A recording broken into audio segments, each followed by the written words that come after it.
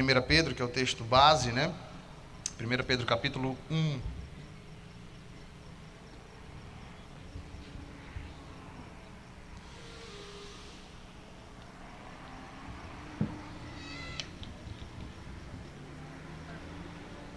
Primeira Pedro capítulo 1.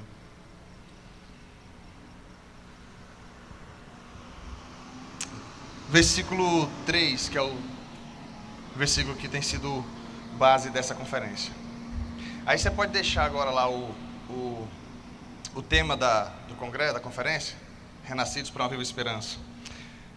1 Pedro 1,3 diz assim: Bendito seja o Deus e Pai de nosso Senhor Jesus Cristo, que segundo a sua grande misericórdia nos regenerou para uma viva esperança mediante a ressurreição de Jesus Cristo dentre os mortos. Aí vamos continuar até os 5. Para uma herança que não pode ser destruída, que não fica manchada, que não murcha e que está reservada nos céus para vocês, que são guardados pelo poder de Deus mediante a fé para a salvação preparada para ser revelada no último tempo. Amém? Como foi orado aqui, que o Espírito Santo de Deus fale ao nosso coração em nome de Jesus. Eu te convido a ficar com a Bíblia aberta. Você jovem que de repente só tem ela no celular, abra aí no celular. Abra aí. Glória a Deus. Abra aí, deixa aberto nesse texto que a gente vai trabalhar bastante ele. Esses dias eu vi o texto assim, falou, quem é contra a Bíblia no celular, então tem que ser contra a Bíblia impressa assim também. Porque antes daqui era nos pergaminhos, era nos rolos. Então, tem jeito, né? São evoluções que a gente vai tendo. Esses dias eu vi assim, poxa, os jovens não sabem as referências, não sabem qual é o livro que vem na frente, qual é o que vem atrás, comece a decorar o sumário. Qual é a ordem que os livros se apresentam, para você não ficar dependendo só de busca digital aí dos livros.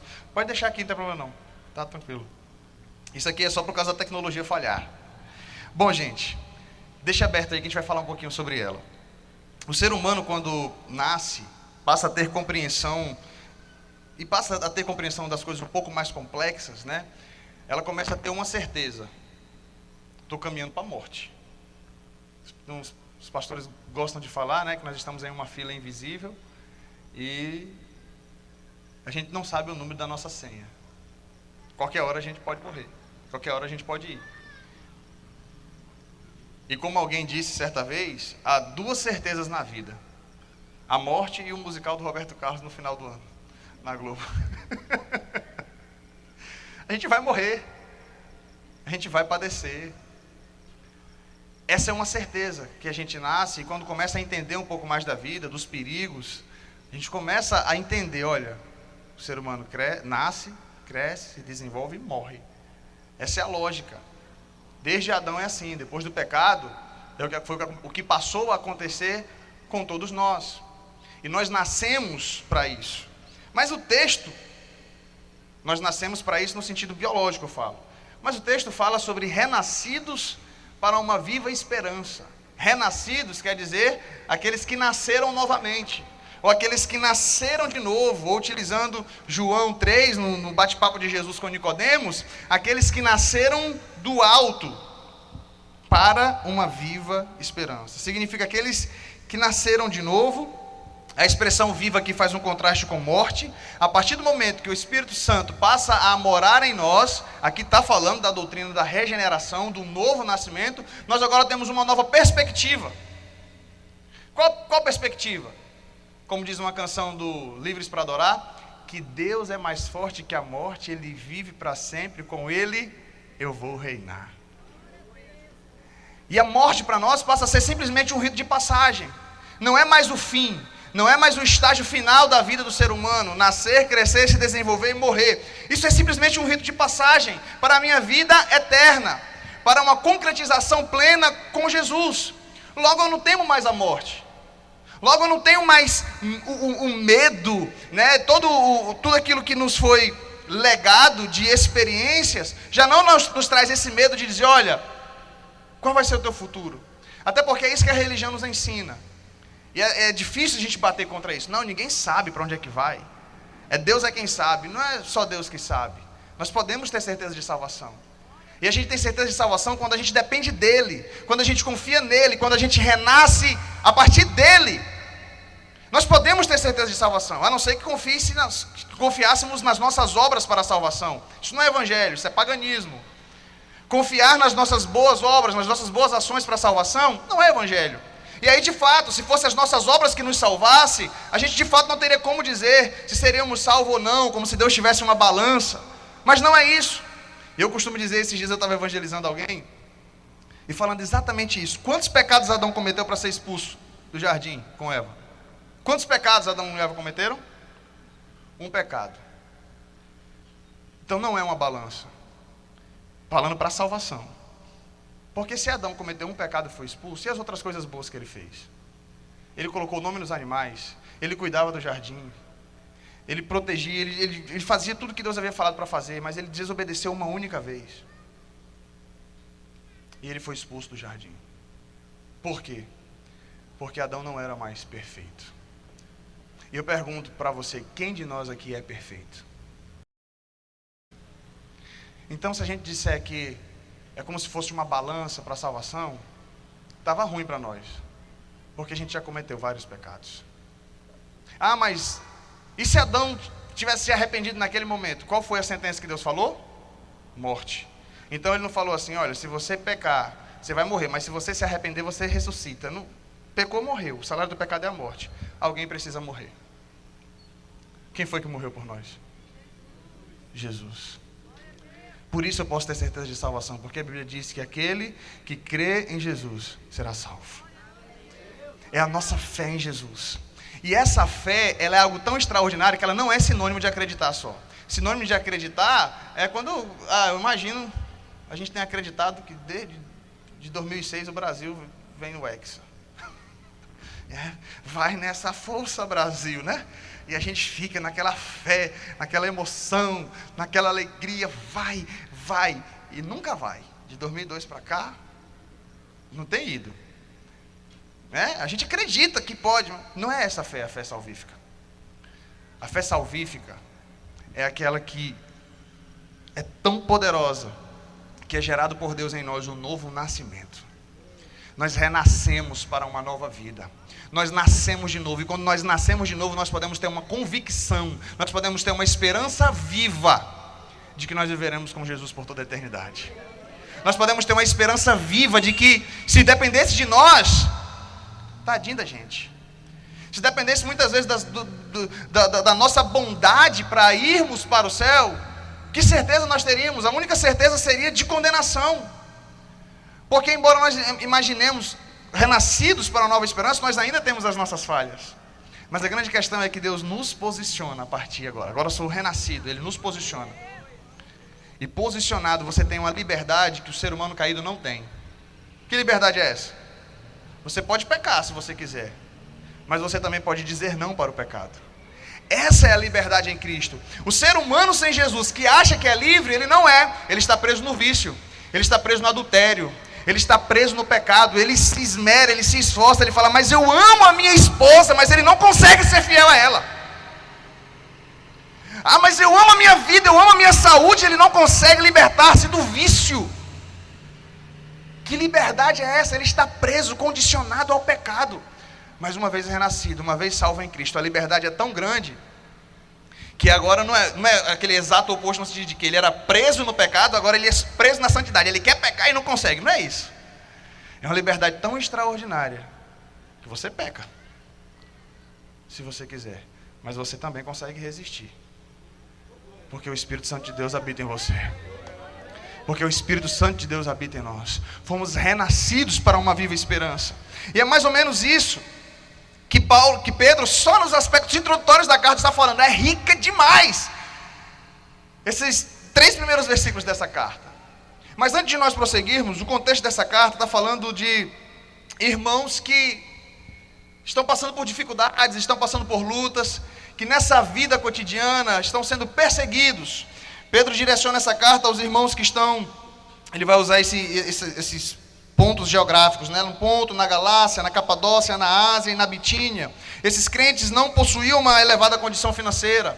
No capítulo 2, versículo 13, fala de súditos. No capítulo 2, verso 18, Pedro dá instrução aos escravos. Então aqueles irmãos estavam passando por dificuldades. Pedro vai utilizar o termo ali diáspora ou dispersão, até um termo judaico, para falar exatamente sobre a perseguição e esses irmãos que estavam espalhados por conta do Evangelho. E nós vivemos, irmãos, uma tensão que a teologia vai chamar de já e ainda não. Nós já somos salvos, mas não plenamente. Já temos a vida eterna, mas não em sua plenitude. Nós já somos cidadãos do céu, mas ainda vivemos como peregrinos e forasteiros nessa terra. Essa é a grande tensão que nós vivemos. Por isso que você ainda precisa lutar contra o pecado. Por isso nós ainda vivemos essa tensão de já estarmos assentados nas regiões celestiais, mas ainda vivemos as lutas e as agruras dessa terra. Por isso você, jovem, ainda passa por dificuldades. Por isso você, jovem, ainda é tão difícil manter uma vida de santidade. Porque nós ainda estamos aqui, mas nós já podemos desfrutar da vida eterna. O congresso tem mais de um dia, então hoje eu vou falar sobre os aspectos futuros. Amanhã eu vou entrar no versículo do 6 ao 9, amanhã à noite, e vou falar um pouquinho mais sobre os aspectos da vida eterna hoje. Já vivemos a vida eterna hoje. Mas esses primeiros versículos que apresentam quem somos em Cristo, vão nos dar uma boa base para apontarmos para o futuro, como força motriz daquilo que vivemos hoje. E eu gostaria de falar com os irmãos sobre renascidos para uma nova esperança. Primeiro, o objetivo do novo nascimento é uma viva esperança. Renascidos para uma viva esperança. Vamos falar do objetivo. Essa viva esperança, ela tem como o objetivo do novo nascimento é essa viva esperança. Nascemos ou fomos renascidos para viver essa nova ou essa viva esperança. Versículo 2, é exatamente isso que o texto nos apresenta. Versículo 3, aliás. Bendito seja Deus e Pai de nosso Senhor Jesus Cristo, que segundo a sua grande misericórdia, nos regenerou para uma viva esperança. Grande misericórdia. Aqui apresenta-se o fator do caráter de Deus. A misericórdia de Deus fez com que fôssemos renascidos. Muitas vezes a gente entende misericórdia no sentido que muitas vezes nós temos com os nossos filhos, né? Você fala assim, se você fizer assim, assim, assado, você vai ter uma punição. E ele faz assim, assim, assado. Mas na hora da punição, meu papaizinho querido, minha mãezinha querida, me perdoe, nunca mais eu faço isso, nunca mais eu desobedeço. Aí o coração amolece e aí você age de misericórdia e não faz o que você disse que teria feito. Você foi misericordioso. Seu filho te abraça e fala, mamãe, papai, você é muito misericordioso. Mas lá no fundo, ninguém vai falar, mas você também é mentiroso. Porque você disse que ia fazer uma coisa e você não fez. Às vezes a gente acha que Deus age assim com a gente, como mentiroso. Deus é perfeito, Ele não age como a gente, não. Então a grande misericórdia de Deus, ela é extraordinária, porque para Ele desenvolver a sua misericórdia, Ele não abriu mão da justiça. O salário do pecado é a morte. A alma que pecar, morrerá. Deus havia dito para Adão que se eles comessem do fruto, eles morreriam. Como é que Ele simplesmente nos perdoaria? Sem que a culpa fosse paga, sem que alguém pudesse realmente pagar pelo descumprimento da lei. Foi por isso que Jesus veio. Foi por isso que Jesus morreu na cruz, para fazer aquilo que você e eu não somos capazes de fazer. Ele morreu a nossa morte, Ele levou a sentença do nosso pecado. E é por isso que hoje nós podemos ter certeza de salvação. Agora, Deus, Ele faz até mais do que uma pessoa misericordiosa. Vamos pensar aqui em um rei, que tinha, no nosso caso, um sistema democrático, não é tão simples assim. Mas imaginemos um rei, a monarquia, em que ele tinha o poder da vida e da morte na sua mão. E alguém cometeu um crime. E a pessoa pede ali então a benevolência do rei, e ele vai e concede misericórdia àquela pessoa. Maravilha. O rei não tem o poder de mudar o interior daquela pessoa. Talvez ele pode até melhorar, por gratidão, por senso, mas ele não tem o poder de fazer com que aquela pessoa nasça de novo. Deus tem esse poder. Deus tem o poder de enviar o seu Filho para não abrir mão da sua justiça, para morrer por nós, agindo com misericórdia dessa forma, demonstrando todo o seu amor, E mais do que isso, Ele não nos deixa simplesmente no estado em que estávamos. Ele nos faz nascer de novo. É uma nova criatura. Por isso, irmãos, eu fico estarrecido quando pessoas ficam impressionadas com milagres, né? Nossa, uma perna nasceu. Isso é extraordinário. Uma perna nasceu onde não tinha condição. Isso é extraordinário. Mas eu vou lhe dizer uma coisa. Mudar um ser humano. Você não consegue mudar o seu marido, você está casado há 50 anos com ele. Você não consegue mudar a sua esposa, que você está casado há 50 anos com ela. Quem muda é Deus. Gente, um ser humano que ama festa, que ama isso, que ama fazer o errado, do nada, ele começa a ter nojo dessas coisas, não tem mais prazer nisso. Às vezes ele até faz pela tentação, mas quando ele está lá, ele se sente como uma ovelha suja, onde não deveria estar. Gente, é Deus. Isso é um novo nascimento, é uma nova estrutura, é uma nova cultura, é uma nova mentalidade, novos desejos. Quem é que muda o desejo de alguém? Meu pai está doido para me fazer comer fígado. Eu vou de férias agora lá, em Paragominas, em agosto, eu estou indo. Meu pai me manda receita de Natan, essa aqui, esse fígado tu comeu. Eu olho para a foto e falo, não dá, não desce, eu arroto. Cada um tem, eu sei que tem gente que ama fígado, glória a Deus. Mas eu amo outras coisas que talvez alguns aqui não gostem, né? Mas fígado não desce. Não dá para descer. Aí imagina, o ser humano, não, eu vou mudar o ser humano. Não muda. Deus muda. Deus muda. Por isso para mim a salvação é o maior milagre. Por isso para mim a salvação é o maior milagre, irmãos. Não tem condição, você vê uma pessoa sendo mudada, uma pessoa sendo transformada, as suas ações sendo mudadas, e a gente muitas vezes encara isso de maneira tão comum, e parece que o extraordinário é outra coisa que muitas vezes a medicina pode fazer. Claro que não perfeito como Deus faz, porque o que Deus faz é perfeito, mas a medicina consegue remediar. Agora, não tem como remediar o ser humano. Não tem como remediar o ser humano. O ser humano caído, ele é caído. Se não for Deus para fazer uma transformação na vida dele, ele pode ficar ali talvez 2 anos no emocionalismo, mas ele volta a pecar, ele volta a cair de novo. Um cidadão que não é fiel ao seu cônjuge, o problema não é a infidelidade, o problema é o cônjuge descobrir. Porque quando o cônjuge descobre, aí ele fica triste como ser humano, né? Poxa, minha mulher não podia descobrir isso não, rapaz, essa mulher é boa demais, essa mulher é uma santa. Poxa, como é que ela descobriu que eu estava traindo ela? Olha só, ela ficou triste agora. Olha, eu sou o pior ser humano. O problema não é o erro dele, o problema é a outra pessoa ter descoberto. Porque como ser humano, a gente, ser humano também tem um pouco de empatia, né? Você fala, poxa, vacilei, não podia ter deixado o celular dando sopa. Essa é a cabeça da pessoa que não tem Deus. O que tem Deus, ele não consegue pecar em paz. Ele peca, mas ele não peca em paz, não. Né? Fica, meu Deus, tá. Ninguém sabe, só ele. Mas Deus sabe, ele sabe que Deus sabe. Essa é uma grande evidência de que o Espírito Santo mora em nós. Esse incômodo pelo pecado. Não é o incômodo pelo que os outros descobrem. É o incômodo por pecar. E a gente começa a pedir em Deus essa misericórdia. Senhor, tem misericórdia da minha vida. Senhor, me ajuda a vencer isso. Senhor, me liberta disso. E talvez esse seja o dilema de muitos jovens aqui, que às vezes, por conta de um pecado, por conta de uma situação, às vezes o inimigo vem e te acusa. E começa a acusar você, dizendo, você é renascido nada, rapaz. Que esperança que você tem. E talvez aqui alguns estejam até no estágio profundo, ouvindo vozes do inimigo. Quero te dizer uma coisa. Se existe uma luta no teu coração para viver em santidade, entregue-se mais ao Senhor, pare de ouvir a voz do inimigo. E se talvez você luta contra o pecado, seja uma grande evidência de que o Espírito Santo não te deixou e não te abandona, e Ele quer você. Seja uma grande evidência. Agora, se você tem pecado em paz, cuidado.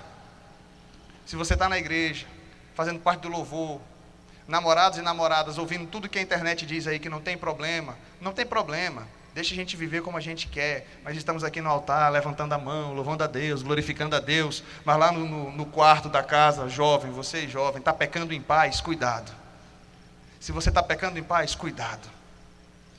Se não vem nada na sua mente dizendo, você está errado, você está entristecendo o Espírito Santo, você está cuspindo na cruz, você está ignorando tudo que Deus fez por você, por amor a você, porque quando Deus fala para o jovem se preservar sexualmente para o casamento, não é porque Deus é um Deus déspota e um Deus mau, não. É porque Ele se importa conosco. E se você for parar para analisar e verificar profundamente todas as raízes do cuidado de Deus, é isso que vai fazer muitas vezes um casamento ser duradouro. E muitas outras coisas. Benefícios até mesmo para as nossas emoções, segurança emocional. Mas o que a mídia está vendendo é que você pode fazer o que você quiser, com quem você quiser, se não deu certo, larga, faz o que for. E depois nós vemos pessoas frágeis emocionalmente, por não ouvirem a voz de Deus. Se você tem pecado em paz, cuidado. Fomos renascidos para uma viva esperança. Fomos renascidos do alto, como eu falei na conversa de Jesus com Nicodemos. Aqui está falando sobre regeneração, sobre o novo nascimento. Porque quem é nascido de Deus, ele tem sede de Deus. Quem é nascido de Deus, ele tem sede de conhecer mais de Deus. Quem é nascido do alto, quem é regenerado, quem nasceu de novo, com essa perspectiva de vida eterna, ele tem o desejo de conhecer mais a Deus. E recentemente eu estava ouvindo uma mensagem de Hernando Dias Lopes, uma jovem que chegou para ele e disse assim: pastor, eu acho que o céu vai ser chato. Porque a mentalidade que a gente tem de céu é isso que a gente vê, às vezes, vê nos filmes, vê nos memes aí, nas sátiras, né? Naquele canto, né? Todo mundo vestido de bata branca. Aí você olha assim e fala: rapaz, eu gosto do meu futebol, né? Eu gosto dos meus cultos abençoados. Eu até gosto de pregar a salvação para as pessoas. Mas chega lá no céu, todo mundo de bata branca nesse negócio. Deve ser meio chato. A eternidade todinha assim. Eu sou sincero, irmãos. Eu já pensei isso. Quando eu pensava assim, o céu, toda uma eternidade, com esse estereótipo que eu pensava, eu falava assim, eu não tinha coragem de falar, mas eu pensava, vai ser chato, uma eternidade todinha desse jeito. Vai passar 1 milhão de anos. Mas 1 milhão de anos, moço do céu. Eu começava a pensar assim, começava bom, né? Puxa, 1 milhão de anos, 1 milhão de anos. 1 milhão de anos. Esse negócio ficar sem graça depois. Era o meu pensamento. Por que eu pensava assim? Porque na minha mente ia ser esse ciclo vicioso. Qual foi a resposta de Hernando Dias Lopes para aquela jovem? Nós vamos passar toda a eternidade conhecendo a Deus. Porque o ser de Deus é inesgotável. Conhecer e conhecer e conhecer e prosseguir em conhecer ao Senhor nunca fica entediante. Nunca fica chato. Eu até estava falando com jovens lá da PIB, onde eu pastorei os jovens da PIB de Brasília. Não falei isso, né? Eu congrego na PIB de Brasília. E sou pastor dos jovens lá. Eu falei com eles recentemente sobre isso, né? Quando a gente faz a mesma coisa, é chato, né? Se você assiste uma série, você quer ir para a 2ª temporada, você quer ir para a 3ª temporada, você está prosseguindo. Você não vai ficar repetindo a mesma temporada porque é chato. Eu falo, até minha filha, se ela ficar brincando com os brinquedinhos dela lá, que ela gosta, se demorar ali... Eu até falei para os jovens, né? Se demorar 3 horas, 3 horas não, se ela ficar meia hora sozinha ali brincando com os brinquedinhos que ela gosta... Tem hora que depois ela fala assim, cansei, tá chato já, deixa eu fazer outra coisa. Por quê? Isso faz parte do ser humano. Mas o ser de Deus é inesgotável. Conhecer a Deus, conhecer a Deus, conhecer a Deus, conhecer a Deus, conhecer a Deus, conhecer a Deus. E o nosso prazer é conhecer mais de Deus, é desenvolver intimidade com Deus, estar próximo de Deus, desenvolver intimidade com Ele, e você vai conhecendo, e conhecendo, e conhecendo, e conhecendo, e conhecendo, e conhecendo. E conhecendo mais de Deus. Eu gosto de usar muito quando falo sobre conhecer a Deus e sobre ter intimidade com Deus, a passagem dos discípulos no caminho de Emaús, que Jesus se aproxima deles, eles estão caminhando, eles pensavam que apenas era um viajante ali com eles, meio desatualizado. Eu acho que eles pensavam assim, esse cidadão aí não tem WhatsApp não, não tem Instagram não. Twitter, sabe o que é Twitter? Não tem, ele não sabe o que aconteceu em Jerusalém esses últimos dias agora. Né, Jesus, poderoso em obras, que foi crucificado e tal, a gente achava que acessava. Esses homens tinham informações superficiais acerca de Jesus, e o texto diz que eles eram discípulos. Prosseguindo, de repente, Jesus falou assim, essas redes sociais de vocês não adianta de nada, vocês têm Twitter, mas não sabem de nada. Deixa eu explicar para vocês aqui a Bíblia. Deixa eu falar aqui das escrituras para vocês, estou contextualizando, tá, gente? Não tinha Twitter lá não nessa época, estou só contextualizando aqui para a gente... Jesus estava meio desinformado na mente daquele pessoal lá. Jesus não estava lendo os jornais ali da região. E aí Jesus começa a falar tudo que o Cristo precisaria padecer. E aí eles começaram a ouvir atentamente a Jesus. Andaram. Quando Jesus ia passando direto, eles falaram assim, ei, fica conosco essa noite, já está tarde. E Jesus falou, não, vou prosseguir, não, fica conosco, já está tarde. Não, fica conosco. E Jesus entra na casa com eles, e Jesus parte o pão. Jesus dá graças, aliás, como Jesus dá graças. Os olhos deles se abrem, e eles reconhecem Jesus. Porventura não ardia o nosso coração enquanto no caminho Ele nos expunha as Escrituras? Eles só reconheceram a Jesus quando eles trouxeram Jesus para dentro de casa. Intimidade. Você pode conhecer muito de Bíblia e ainda assim não conhecer a Jesus. Bíblia, Leandro Carnal também conhece, um historiador ateu. Conhece muito de Bíblia, Leandro Carnal. Mário Sérgio Cortella, Pondé, um bocado de gente aí, filósofo que lê a Bíblia e conhece muito de Bíblia. Tem muita gente que conhece muito mais de Bíblia do que eu e você. E ainda assim não conhecem a Deus. E ainda assim a palavra de Deus não lhes foi revelada. Mas o coração já vinha ardendo, o coração já vinha ardendo. Mas poderia ficar ali, só nisso. Igual você que está aqui hoje, com o seu coração, talvez você vai sair daqui hoje com o coração ardendo, Mas se Jesus não estiver com você na sua casa, no seu quarto, no seu dia a dia, namorados e namoradas, se Jesus não estiver no relacionamento de vocês, talvez vai ser só cultos e pregações em que arde o seu coração, mas você não reconhece Jesus. Não tem intimidade com Jesus. Não conhece Jesus verdadeiramente, porque não está levando Ele para o íntimo. Sabe o que eu acho mais extraordinário disso? Jesus poderia ter passado direto. E eles ainda assim iriam só falar, poxa, que maravilha, aquele homem conhece muito de Deus. Mas eles não saberiam quem era aquele homem que estava falando com ele. Às vezes existem situações na nossa vida que é Jesus falando conosco. Às vezes o nosso coração arde, mas porque a gente não dá um passo a mais, a gente fica só com o coração ardendo, mas não reconhece, caramba, era sobrenatural aquilo. Era Jesus, era Deus falando diretamente comigo, e eu não percebi. Talvez porque eu não dei um passo a mais.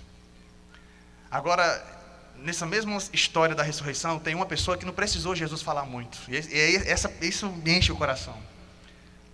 Ela vai e encontra o túmulo vazio.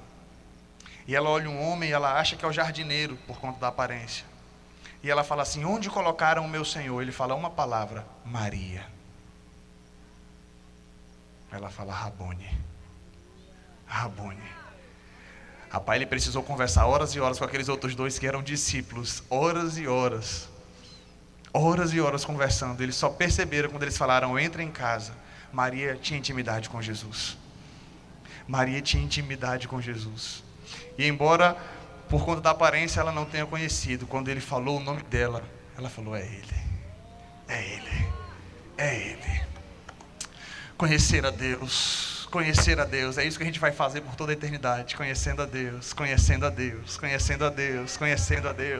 Aqueles que são nascidos de Deus, aqueles que são nascidos do alto, aqueles que são renascidos, têm prazer em Deus, têm prazer em conhecer mais e mais de Deus. Segundo, o objeto dessa viva esperança é a herança perfeita. Como assim? Renascidos para uma viva esperança. Que esperança? Esperança em quê? Em uma herança perfeita. É isso que vai dizer a continuidade, no versículo 3 ainda. Nos regenerou para uma viva esperança, mediante a ressurreição de Jesus Cristo dentre os mortos. Versículo 4. Para uma herança que não pode ser destruída. Por que é uma herança perfeita? Porque ele fala, não pode ser destruída, não fica manchada, não murcha, e que está reservada nos céus para vocês. Essa é a nossa viva esperança de uma herança perfeita. E aqui o texto vai falar sobre isso, sobre essa herança com características espirituais, e está subentendido aqui a questão da regeneração e do renascimento. Nós nascemos novamente, nós nascemos agora para sermos filhos de Deus, nós nascemos do alto, nascemos de Deus, nascemos dele, temos um pai, somos filhos de Deus, e somos filhos de Deus, nós temos herança, herdeiros dele, co-herdeiros com Cristo, a palavra de Deus também vai dizer. Somos herdeiros, então nós temos a esperança em uma herança perfeita. E é isso. É essa certeza de que somos filhos de Deus, que iremos viver com Ele por toda a eternidade. Se você não tem tido certeza, se você não tem nutrido certeza de morar com Jesus, peça isso a Deus. Às vezes tem pessoas que falam, esse crente é todo sabichão, porque ele diz que tem certeza que vai morar no céu. Tu não peca não? É o que eu falei agora aqui. Se a nossa certeza estiver baseada em nós, a única certeza é de condenação eterna. Agora, se a nossa certeza está baseada no que Jesus fez por nós, e porque nós temos fé nele, tomamos posse dessa salvação, nós podemos ter certeza. Nós podemos descansar em Deus, porque nós temos a certeza de que somos filhos dele. Porque embora eu ainda peque, embora eu ainda falhe, eu sei que é o Espírito Santo que me convence. É o Espírito Santo que fala, ei, vai lá e pede perdão. Irmãos, nós não somos perfeitos não, senão a Bíblia não falava tanto de perdão e amor. Por que a Bíblia fala tanto de perdão e amor? Principalmente no Novo Testamento. Porque tinha muita desunião, porque tinha muita desavença, porque tinha muito pecado. Se o povo de Deus não tivesse pecado, a Bíblia nem escrita seria, principalmente no Novo Testamento, porque às vezes os textos a maioria dos textos aqui foram escritos por demanda, principalmente as cartas de Paulo. Tinha um problema, Paulo ia lá e escrevia a carta e mandava. A igreja de Corinto tinha tanto pecado no meio do povo, posso dizer isso, será? Graças a Deus por isso? Não sei. Mas se Corinto não tivesse pecado tanto, a gente não teria tantas instruções para nos garantir hoje, porque Corinto estava acontecendo a coisa lá, e aí Paulo escrevia a carta para dizer, olha, assim não pode não, assim está errado, não deve ser desse jeito, tem que ser daquele outro, tem que fazer aquilo e tal, porque era um problema que estava acontecendo na igreja, entre os santos. Tem uma hora que Paulo fala assim, o negócio está tão feio aí, que nem entre os pagãos a gente ouve acontecer tal coisa. Por quê? Porque nós somos falhos ainda. E a certeza da nossa salvação, se estiver baseada naquilo que a gente faz, está ruim para nós. Mas se a gente estiver garantido em quem nós somos, filhos de Deus, a gente pode descansar na certeza da herança eterna. A minha filha Isabela, ela é minha filha. Ela não deixa de ser minha filha quando ela comete uma má criação. Ela é minha filha. E aí quando o negócio está feio, eu vou lá e corrijo. Vai ter disciplina, tem pampam, é pampam que a gente chama. Os 2 dedinhos assim, pô, vai suavizando, né? Eu apanhei muito assim. Só que a maneira que eu apanhei já foi mais suave que a que meu pai apanhou. Ele já pegou bem mais leve com a gente. E assim vai, com você também foi assim. E Deus faz assim conosco, a gente tem disciplina. Então, se tem alguma coisa meio complicada acontecendo com você, talvez seja Deus. Às vezes a gente coloca tudo na conta do diabo, mas pode ser Deus falando assim, não, você vai ficar mesmo sem emprego. Vai, por quê? Porque o emprego está te afastando de mim. Vai ficar sem emprego. Mas Senhor, o pão nosso de cada dia o quê? Você ora, não é? Então confie, o pão você vai ter. Mas esse emprego não. Porque esse emprego está te afastando de mim. Isso aqui é maldição? Não, maldição foi levada na cruz. Maldição é se a gente fosse para o inferno. A gente não vai para o inferno. Perder emprego não é maldição. Perder emprego talvez seja disciplina. Pode ser também só displicência sua mesmo. Deus falou assim, de repente você perdeu o emprego por ser um mau funcionário? Aí Deus falou assim, não bota isso na minha conta não, o problema é teu. Mas às vezes você é um bom funcionário. Só que para ser um bom funcionário, você esquece da família, você esquece da igreja, esquece de tudo. E aí mesmo assim Deus vai e te tira. Você fala, poxa, mas como é que eu não tinha como sair? Eu sou o melhor funcionário, mas vai sair. Deus tira. Aí é dedo de Deus mesmo. Por quê? Porque Deus é seu pai. Porque você é filho. E Ele não te quer longe dEle. E se nós somos filhos de Deus, nós podemos descansar nessa herança perfeita.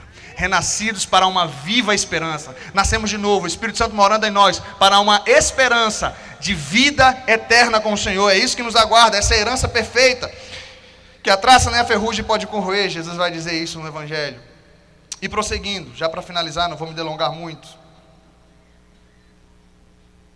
Antes de prosseguir, antes de entrar no terceiro ponto, eu queria refletir isso um pouquinho com vocês, sobre essa herança. Alguém certa vez disse que os homens que mais fizeram por essa terra tinham seus olhos colocados na eternidade. Me permita descortinar um pouquinho mais com vocês sobre isso, sobre essa questão da herança. Vamos lá comigo para Filipenses, capítulo 1. Filipenses 1.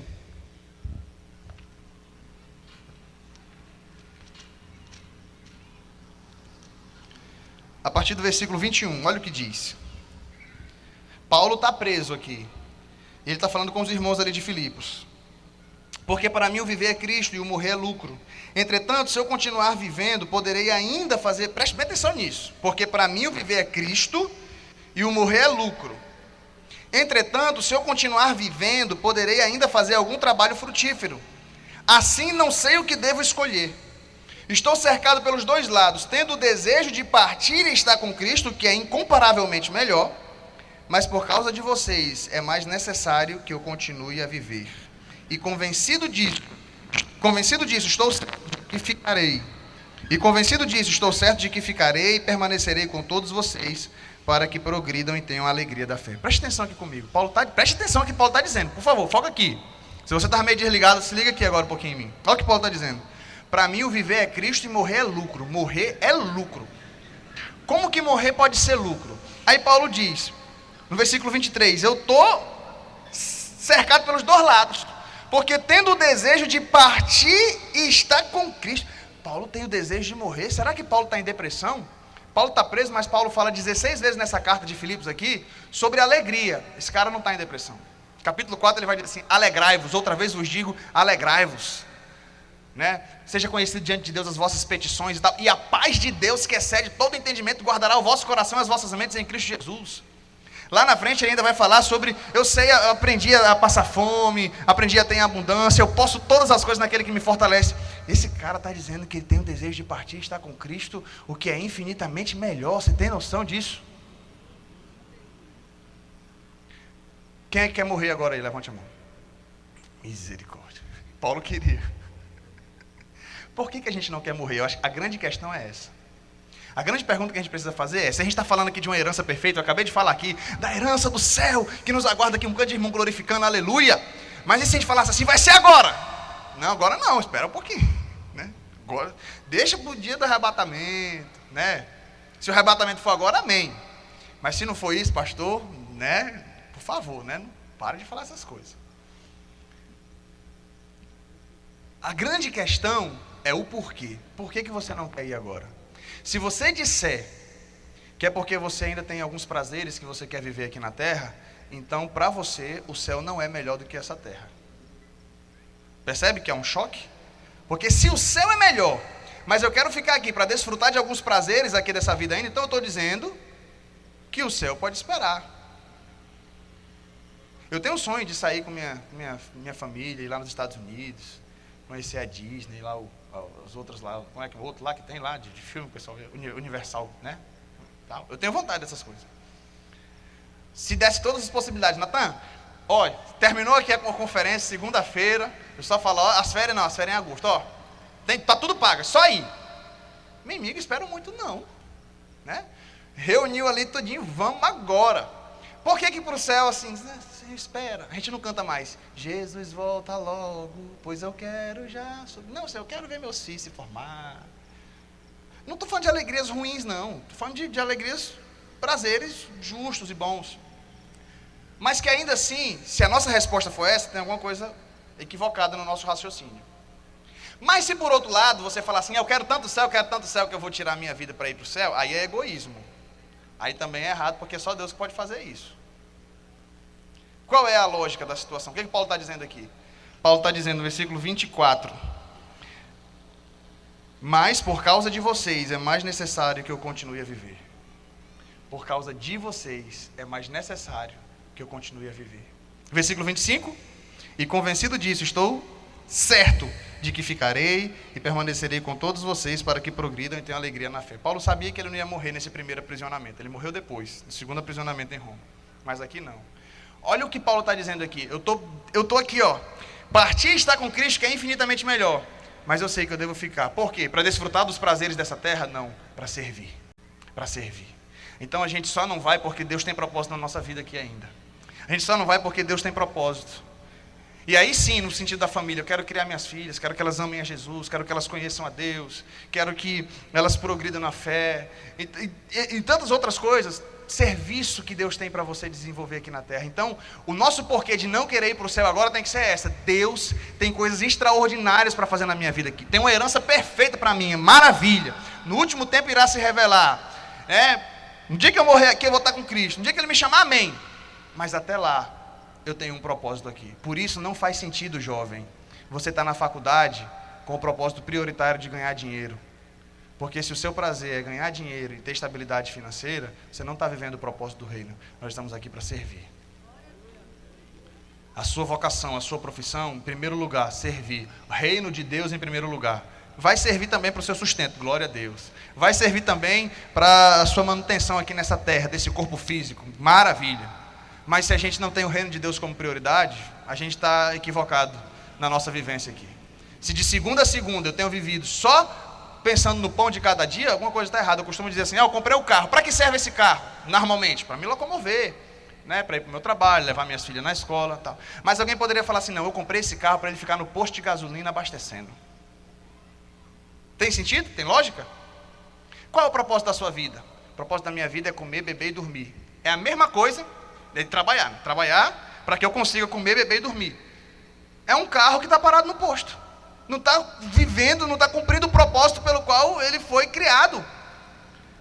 Então, se você é um médico, se você é um engenheiro, se você é professor, você faz isso para servir as pessoas. E você que tem Deus na sua vida, você vai fazer isso de maneira ainda muito mais intensa. Você está desenvolvendo o reino de Deus por meio da sua vocação, por meio da sua profissão. E você está aqui para abençoar pessoas. Em segundo lugar, isso também serve para o teu sustento. Isso também serve para o meu e para o seu sustento. Essa é a mentalidade daqueles que estão aqui, mas pensando lá. Os homens que mais fizeram por essa terra tinham seus olhos colocados na eternidade. Para finalizar, a ressurreição de Cristo ratifica a esperança dessa herança perfeita. Olha lá o versículo 3, ainda, do capítulo 2 de 1 Pedro. Voltando aí para 1 Pedro, você estava em Filipenses? Volte para 1 Pedro.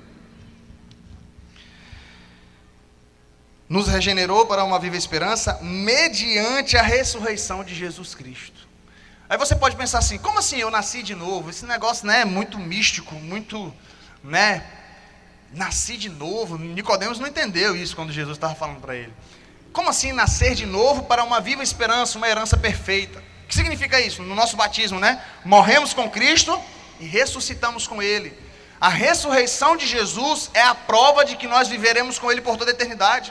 A ressurreição de Jesus é a prova de que nós nascemos de novo e podemos nutrir uma esperança viva de que estaremos com Ele por toda a eternidade. Jesus ressuscitou e Paulo vai deixar isso muito claro, é muito lindo.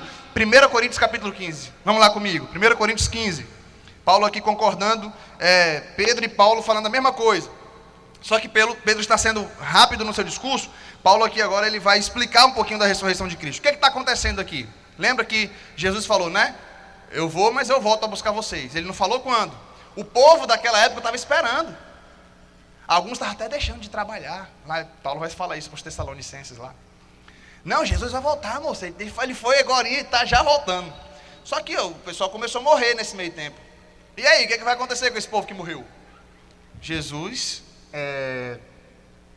não volta. Aí começou a circular umas heresias no meio do povo, de que aqueles que morreram, já era para eles.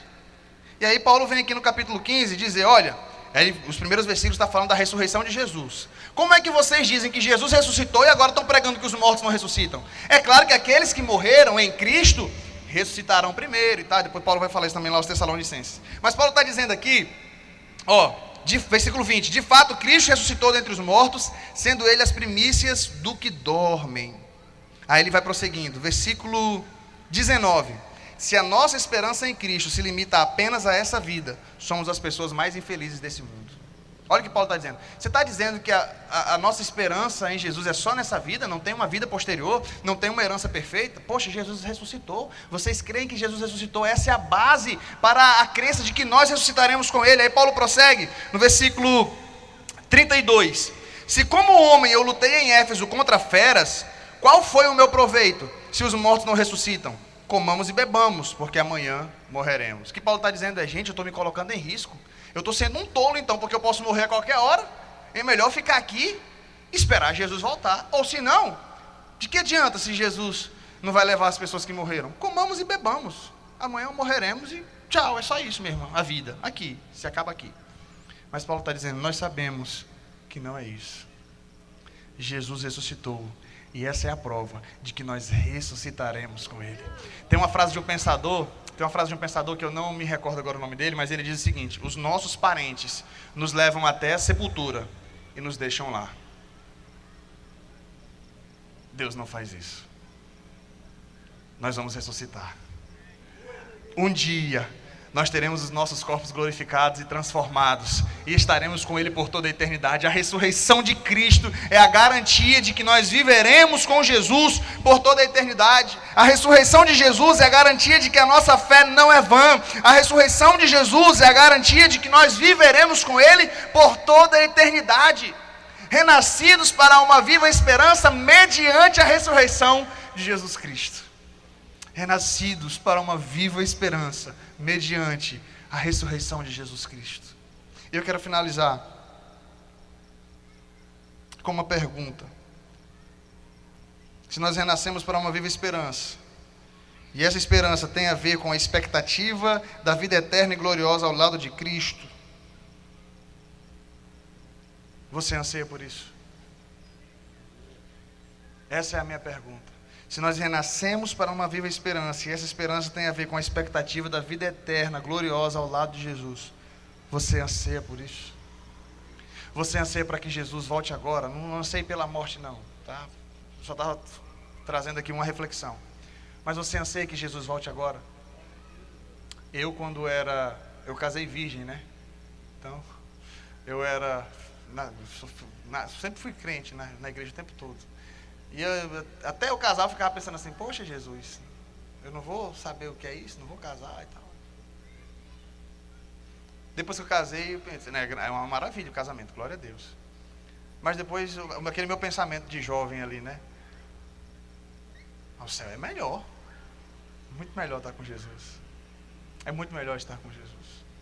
Essa foi a minha experiência. Qual é a sua experiência de outros prazeres? Eu estou falando de prazeres viáveis, bons, família, alegrias, mas que às vezes a gente coloca como se fosse superior ao estar com Jesus.